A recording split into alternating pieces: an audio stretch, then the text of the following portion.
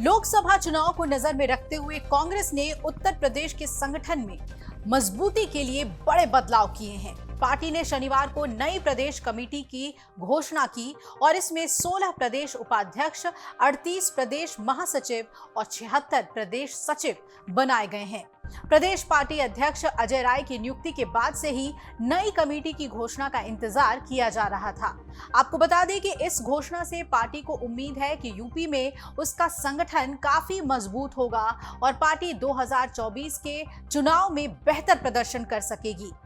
इस फेरबदल में 16 उपाध्यक्ष और 7 महासचिव भी नियुक्त किए गए हैं। दरअसल नई कमेटी में विभिन्न क्षेत्रों, धर्मों और जातियों के नेताओं और कार्यकर्ताओं को शामिल किया गया है।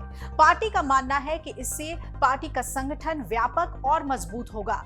बताया गया है कि ये बदलाव कांग्रेस के लिए बेहद महत्वपूर्ण है, क्योंकि यूपी में लोकसभा की 80 सीटें हैं। 2019 के लोकसभा चुनाव में कांग्रेस को यूपी में केवल 2 सीटों पर जीत मिली थी। इस बदलाव से पार्टी को उम्मीद है कि वो यूपी में अपना वोट बैंक बढ़ा सकेगी और 2024 के लोकसभा चुनाव में बेहतर प्रदर्शन कर सकेगी।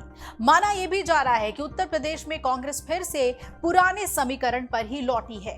लिस्ट में अनिल यादव, विवेकानंद पाठक, राहुल रिछारिया, अंशु तिवारी, जेपी पाल, सरिता पटेल, देवेंद्र सिंह महासचिव बनाए गए हैं, जबकि सोहेल अंसारी, विश्व विजय सिंह, मकसूद खान, संजीव दरियाबादी, आलोक प्रसाद, शरद मिश्रा, राहुल राय, राघवेंद्र सिंह, राजकुमार रावत, मनीष मिश्रा, सुशील पासी, विदित चौधरी, प्रेम प्रकाश अग्रवाल, केशव चंद यादव, रिजवान कुरैशी, दिनेश कुमार सिंह उपाध्यक्ष बनाए गए हैं।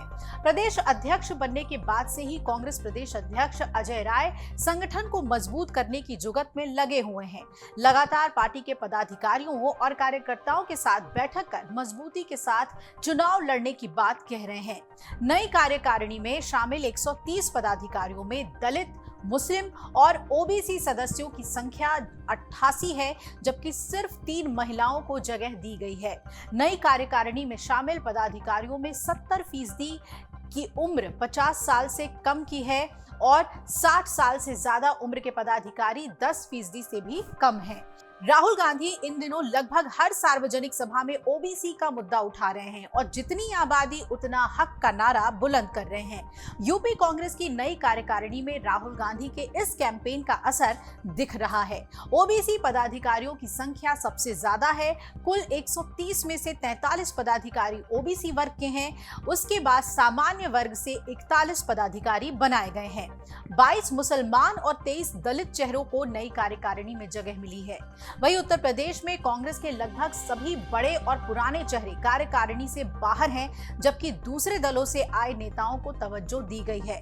खास बात यह भी है कि प्रदेश कांग्रेस ने उपाध्यक्ष पद के लिए ब्राह्मण, दलित और मुसलमान को साधा है। कांग्रेस नेतृत्व में यूपी में ब्राह्मण वोटों को साधने के लिए जमीन से जुड़े हुए शरद मिश्रा को उपाध्यक्ष का काम सौंपा है। शरद मिश्रा का यूं तो सर्व समाज में पैठ है, लेकिन कहते हैं कि ब्राह्मण कई दशक से हाशिए पर थे और इस वजह से शरद मिश्रा को ये जिम्मेदारी दी गई है और इससे ब्राह्मण समाज सधेगा।